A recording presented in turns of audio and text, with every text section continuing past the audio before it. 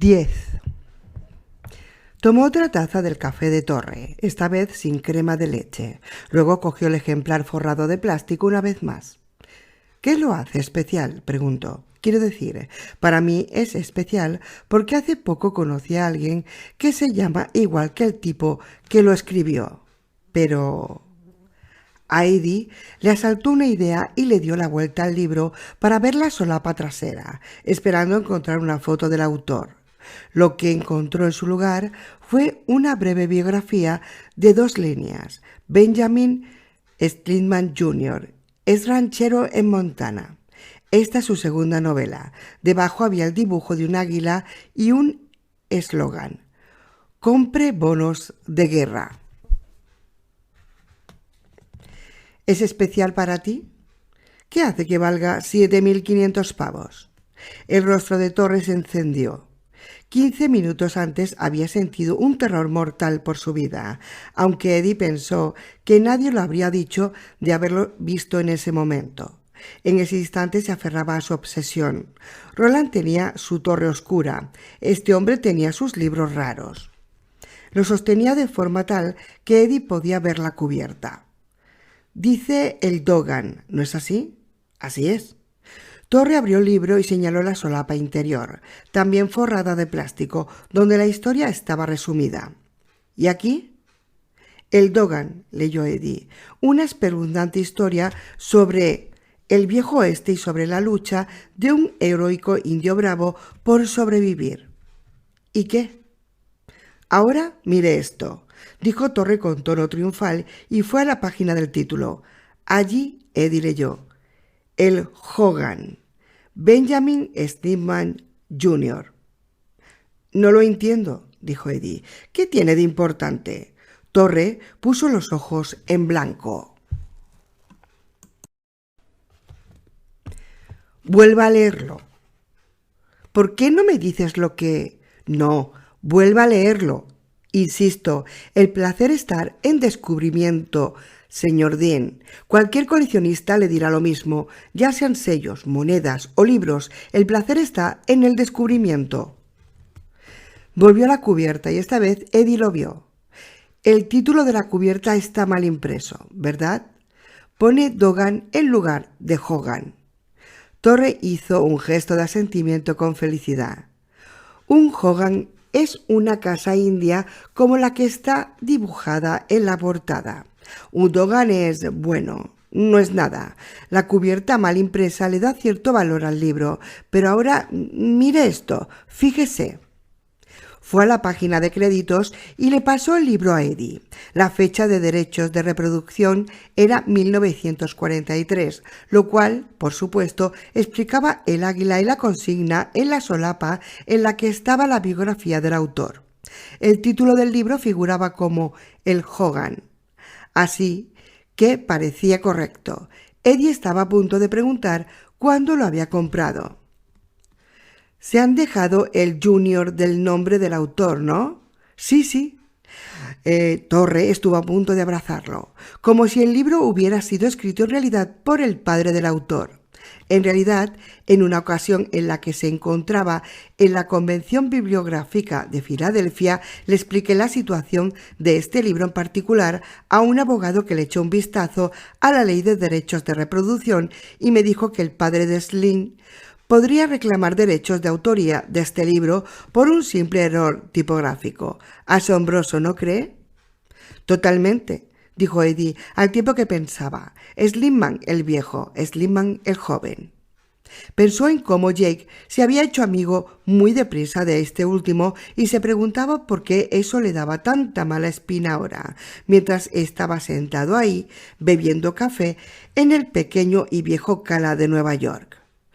Por lo menos se ha llevado la Ruger, pensó Eddie. ¿Me estás diciendo que eso es todo lo que hace falta para darle valor a un libro?, le preguntó a Torre. ¿Un error de imprenta en la cubierta? ¿Un par más en el interior? ¿Y de golpe y porrazo esta cosa vale 7.500 pavos? En absoluto, dijo Torre con cara de estupefacción.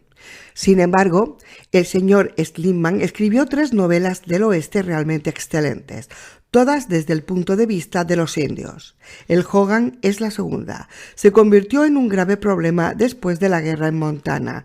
Era una obra que hablaba sobre los derechos sobre el agua y los minerales. Y luego, y esto es lo irónico, lo mató un grupo de indios. En realidad, le arrancaron la cabellera. Estaban bebiendo en la entrada de un almacén y... Un almacén llamado Tox, pensó Eddie. Me ha puesto mi fe y mi sello. Y al parecer el señor Slimman dijo algo con lo que ellos no estaban de acuerdo y, bueno, sucedió lo que le dio el valor que tiene su libro. ¿Todos tus libros valiosos tienen historias parecidas?, preguntó Eddie. Quiero decir, ¿alguna especie de coincidencia los hace valiosos y no solo las historias por sí solas? Torres rió. Joven, la mayoría de las personas que coleccionan libros raros ni siquiera los abren. Abrir y cerrar el libro estropea el lomo y por tanto perjudica el precio de reventa. ¿Eso no te parece un poco enfermizo? En absoluto, respondió Torre, pero un rojo revelador empezaba a encenderle las mejillas. Una parte de él entendía lo que Eddie decía. Si un cliente se gasta $8,000 en una edición firmada de Tess, la del Uberville, tiene perfecto sentido guardar este libro en un lugar seguro donde pueda ser admirado pero no tocado. Si el tipo quiere de verdad leer la historia, deje que compre una edición de bolsillo antigua. ¿Y tú estás convencido de eso?, dijo Eddie, fascinado. ¿Estás convencido de veras? Bueno, sí. Los libros pueden ser objeto de gran valor. Ese valor se crea de distintas formas. Algunas veces la simple firma del autor basta. Otras, y este es el caso, es un error de impresión. ¿Y tiene algo de esto que ver con usted, señor Dean? ¿Era de esto de lo que quería Garlar? No, supongo que no. Pero, ¿de qué quería exactamente Garlar? Lo había sabido, lo había tenido todo clarísimo mientras arreaba a Dandolini y Biondi en la trastienda y se quedaba en la puerta mirando cómo se marchaban a toda prisa en la limusina, apoyados el uno en el otro. Incluso el Nueva York cínico de «¿Y a ti qué te importa?», habían atraído muchas miradas. Ambos estaban sangrando y tenían esa mirada alucinada de «¿Qué coño me ha ocurrido?». Sí, entonces lo había tenido claro. El libro y el nombre del autor habían vuelto a nublarle las ideas. Cogió el ejemplar de manos de Torre y lo puso boca abajo sobre el mostrador para no tener que verlo. Luego se puso manos a la obra para ordenar las ideas. Lo primero y más importante, señor Torre, es que tiene que estar fuera de Nueva York hasta el 15 de julio, porque volverán. Seguramente no esos mismos tipos, pero alguno de los que otros tíos que utilizaba al azar. Y estarán más ansiosos que nunca de darnos a usted y a mí una lección. Balazar es un déspota. Eddie había aprendido esta palabra de Susana. Ella la había utilizado para describir al señor Tic-Tac. Su forma de hacer negocios es intensificar siempre lo que hacen. Si le das una bofetada, él te da el doble de fuerte. Si le das un puñetazo en la nariz, él te rompe la mandíbula. Si le lanzas una granada, él te tira una bomba. Torre gimió. Fue un ruido teatral, aunque seguramente no había pretendido sonar así, y en otras circunstancias Eddie podría haberse reído. No en esas. Además, lo único que le quedaría decir a Torre le estaba volviendo a la cabeza. ¿Podía hacer aquella negociación, por Dios? Sí, podía hacer aquella negociación. A mí seguramente no me pillarán. Tengo el negocio en otra parte, más allá de las montañas y muy lejos. Su trabajo consiste en conseguir que tampoco le pillen, señor Torre. Pero seguramente, después de todo lo que acaba de hacer usted, e incluso si no se han creído lo de las mujeres y los niños... Torre abrió los ojos de par en par tras sus gafas maltrechas, suplicándole a Eddie que dijera que en realidad no hablaba en serio sobre lo de sembrar Gran Army Plaza de cadáveres. Eddie no pudo ayudarle en ese aspecto. Cal. Escucha. Los tipos como Balazar no creen ni dejan de creer. Lo que hacen es probar hasta dónde llegan los límites. ¿He asustado al narigudo? No, solo lo he noqueado. ¿He asustado a Jack? Sí, y así seguirá, porque ya tiene algo de imaginación. ¿Quedará impresionado Balazar porque haya asustado a Jack y al feo? Sí, pero solo lo justo para ser precavido. Eddie se inclinó sobre el mostrador mirando a Torre con seriedad. Yo no quiero matar a esos niños, está claro. Eso vamos a dejarlo claro. Bueno, en otro lugar. Vamos a llamarlo así. En otro lugar, mis amigos y yo vamos a poner nuestras vidas en peligro para salvar a unos niños, pero son niños humanos. La gente como Jack, Trix Postino y el mismo Balazar son animales. Lobos con 2 patas. ¿Y los lobos tienen seres humanos? No. Tienen más lobos. ¿Los lobos se aparean con mujeres humanas? No, se aparean con lobas. Así que si tengo que llegar a ese extremo, y lo haré, si me veo obligado, pensaría que estoy arrasando con una manada de lobos, hasta el último cachorro. Nada más y nada menos. Por Dios, que lo que está diciendo es en serio, dijo Torre. Habló en voz baja con un solo suspiro al aire enrarecido. Desde luego que sí. Pero eso ahora no tiene importancia, aclaró Eddie. La cuestión es que ellos vendrán a por ti, no para matarte, sino para hacer que vuelvas a ponerte de su parte. Si te quedas aquí, Cal, creo que lo mínimo que te espera es una mutilación grave. ¿Hay algún sitio al que puedas ir hasta el día 15 del mes que viene? ¿Tienes dinero suficiente? Yo no tengo, pero supongo que puedo conseguir algo. Mentalmente, Eddie ya estaba en Brooklyn. Balazar era el ángel de la guarda de una partida de póker en la trastienda de la barbería de Bernie. Todo el mundo lo sabía. Puede que la partida no siguiese durante el fin de semana, pero habría alguien allí con dinero en efectivo, suficiente para... Aaron tiene algo de dinero, dijo Torre a regañadientes. Me lo ha ofrecido varias veces, pero yo siempre me he negado a aceptarlo. No deja de decirme que necesito irme de vacaciones. Creo que con eso se refiere a que deberá alejarme de los tipos que usted acaba de conocer. Tiene curiosidad por saber qué quieren, pero no lo pregunta. Es un luchador, pero caballeroso. Torre sonrió tímidamente. Tal vez Aaron y yo podríamos irnos de vacaciones juntos, joven. Al fin y al cabo, puede que no tengamos otra oportunidad. Eddie estaba bastante seguro de que los tratamientos de quimioterapia y de radiación iban a mantener a Aaron de Penut vivito y coleando durante al menos 4 años más, pero seguramente ese no era el momento de decirlo. Miró hacia la puerta del restaurante de la mente de Manhattan y vio la otra puerta. Detrás estaba la entrada de la cueva.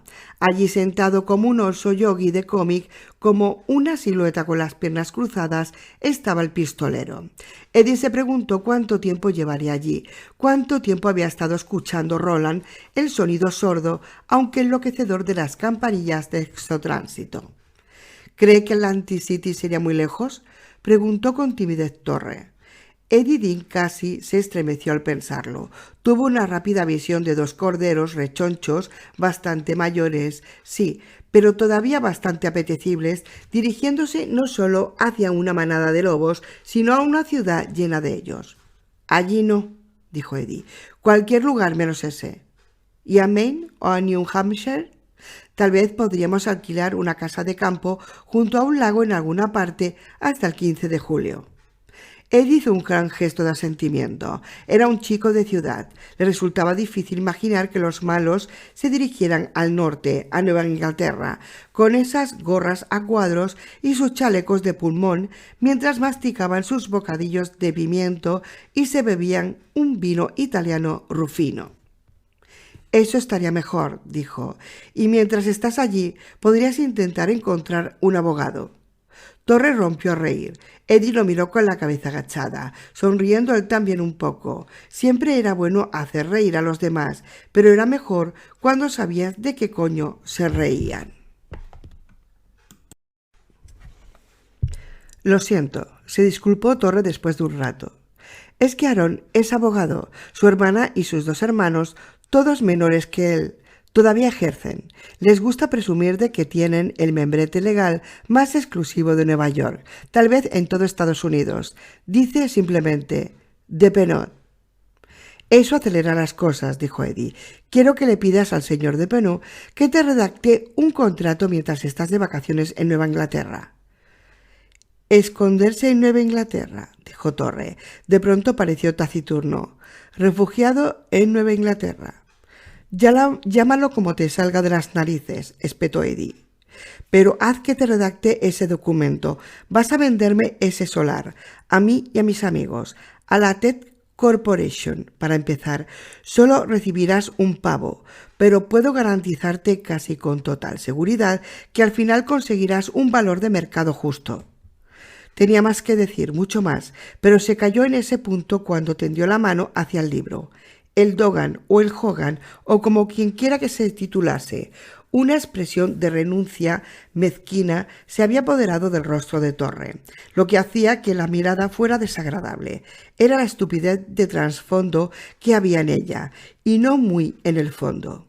Oh Dios, esto me lo va a discutir. Después de todo lo que ha ocurrido, me lo va a discutir. ¿Y por qué? Porque es de verdad una urraca. Puedes confiar en mí, Cal, añadió con el convencimiento de que la cuestión no era precisamente la confianza. Doy fe con mi sello. Ahora atiéndeme, te lo ruego. No le conozco de nada. Ha venido de la calle y te he salvado la vida. No olvides esa parte. El rostro de Torre adoptó una expresión rígida y rebelde. No iban a matarme. Lo dijo usted mismo. Pero sí iban a quemar tus libros favoritos, los más valiosos. No eran los más valiosos. Además, eso podría haber sido un farol. Eddie respiró hondamente y soltó el aire con la esperanza de que su repentino deseo de saltar por encima del mostrador y hundir los dedos en el rechoncho pescuezo de Torre se esfumase o como mínimo se mitigase. Se recordó a sí mismo que si Torre no hubiera sido tozudo, seguramente le habría vendido el aparcamiento a Sombra Corporation hacía ya mucho tiempo y que habrían arrancado la rosa. ¿Y la Torre Oscura? Eddie sabía que cuando la rosa muriese, la Torre Oscura caería como la de Babel, cuando Dios se hubo cansado de ella e hizo un movimiento con el dedo. Nada de esperar otros 100 o 1000 años a que la imaginaria que proyectaba los haces se detuviese. No, era una maquinaria singular. No quedarían más que cenizas, todos caeríamos. Y luego, salve el rey carmesí, señor de la oscuridad, del esotránsito. Cal, si nos vendes a mis amigos y a mí el solar vacío, te librarás. No solo eso, sino que al final tendrás dinero suficiente para llevar tu tiendecita durante toda tu vida. Tuvo una idea repentina. Oye, ¿conoces la empresa Holmes Dental? Torres sonrió. ¿Y quién no? Yo utilizo su hilo dental y su dentífrico. Probé el enjuague bucal, pero es demasiado fuerte. ¿Por qué lo preguntas? Porque Odetta Holmes es mi esposa. Puede que me parezca a la rana Gustavo, pero en realidad soy el puto príncipe encantado. Torres se quedó callado durante largo rato. Eddie refrenó su impaciencia y dejó pensar al hombre. Al final Torres dijo: ¿cree que estoy haciendo el idiota? Que me estoy comportando como el usurero de Silas Marner, o peor aún, como Ebenezer Scrooge. Eddie no sabía quién era Silas Marner, pero entendió a lo que se refería Torre con el contexto de la conversación. Vamos a decirlo de esta forma, dijo. Después de todo lo que acaba de pasar, eres demasiado inteligente para no saber dónde está lo que más te interesa. Me siento en la obligación de decirle que no se trata solo de tacañería inconsciente por mi parte. Hay también cierto ápice de precaución. Sé que esa parte de Nueva York es valiosa, cualquier parte de Manhattan lo es, pero no es solo eso. Tengo una caja fuerte allí detrás con algo dentro, algo que es incluso más valioso que mi ejemplar de Ulises. Entonces, ¿por qué no está en tu caja fuerte del banco? Porque se supone que tiene que estar aquí, contestó Torre. Siempre ha estado aquí, tal vez esperándole a usted o a alguien como usted. En una época, señor Dean, mi familia era dueña de casi todo Turtle Bay y, bueno, espere. ¿Va a esperar? Sí, afirmó Eddie. ¿Qué otra salida le quedaba? 11. Cuando Torre se marchó, Eddie se levantó del taburete, fue hacia la puerta que solo él podía ver y miró a través de ella. Vagamente pudo oír las campanillas con mayor claridad. Oyó a su madre. «¿Por qué no sales de ahí?», le gritó con dolor. «Solo empeorarás las cosas. Eddie, siempre lo haces». «Esa es mi mami», pensó, y gritó el nombre del pistolero. Roland se sacó una de las balas de la oreja. Eddie se dio cuenta de la extraña y patosa forma en que la cogió, casi manoseándola, como si tuviera los dedos rígidos, aunque aquel no era el momento para pensar en eso. «¿Estás bien?», preguntó Eddie. «Voy tirando. ¿Y tú?» «Sí, pero, Roland, ¿puedes pasar? Podría necesitar ayuda». Roland se lo pensó, luego sacudió la cabeza. «La caja se podría cerrar si lo hago. Seguramente se cerraría. Luego se cerrará la puerta y quedaríamos atrapados en ese lado». «¿Puedes atrancar esa puñetera cosa para que se quede abierta con una piedra, un hueso o algo?» «No», respondió Roland, «no funcionaría. La bola es poderosa». «Y está funcionando contigo», pensó Eddie. El rostro de Roland parecía demacrado, como ocurrió cuando el veneno de las langostruosidades había penetrado en su interior. «Está bien», contestó resignado. «Sé lo más rápido que puedas». «Sí».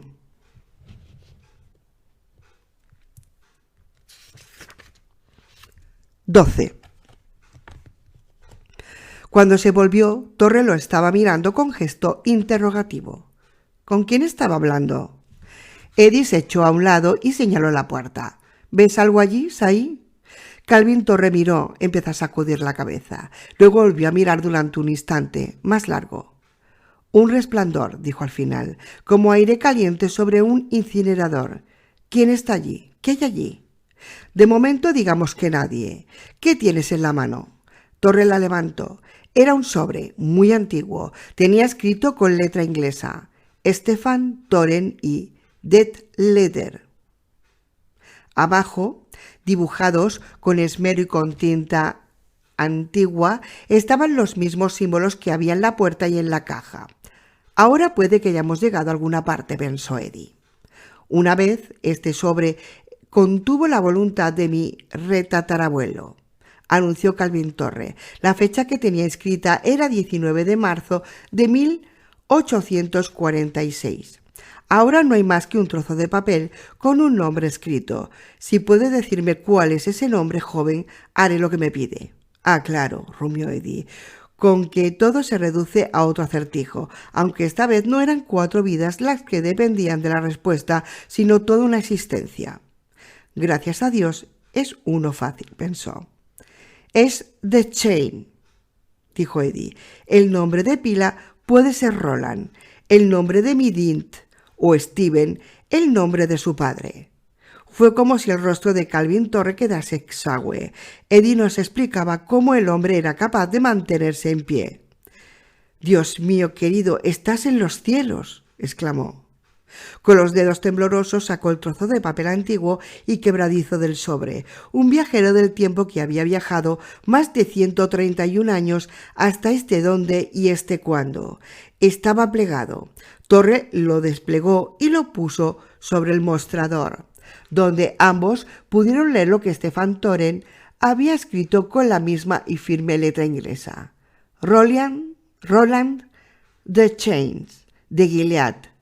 La línea de Eld, el pistolero.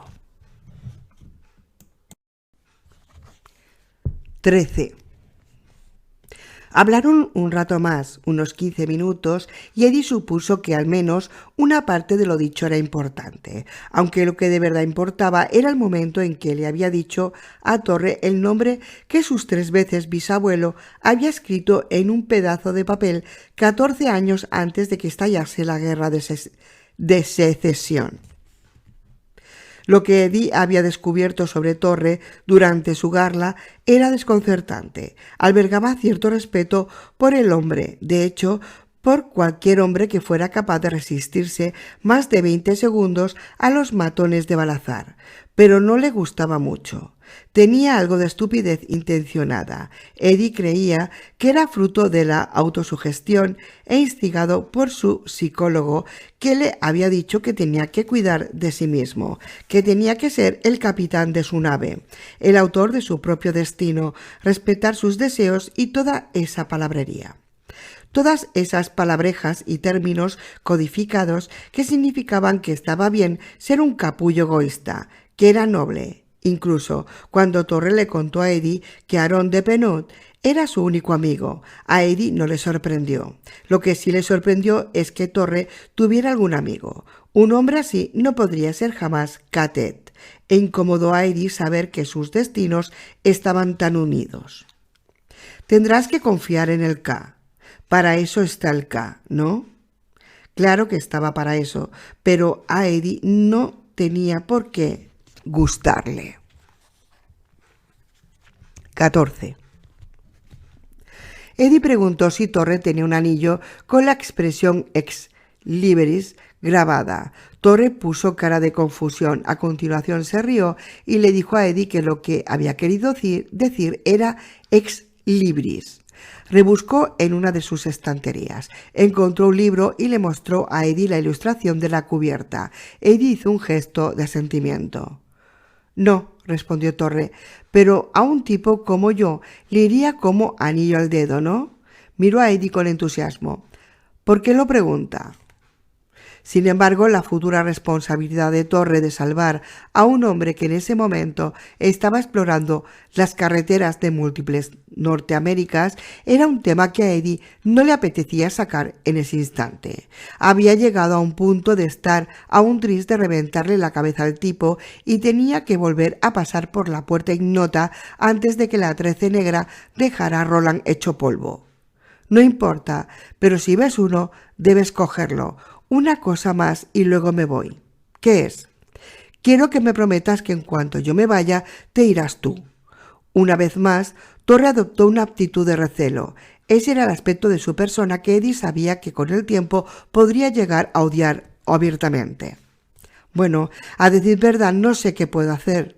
Las tardes a primera hora suelen ser un momento muy ajetreado para mí. La gente se siente con muchas ganas de echar un vistazo a los libros cuando ha terminado la jornada laboral.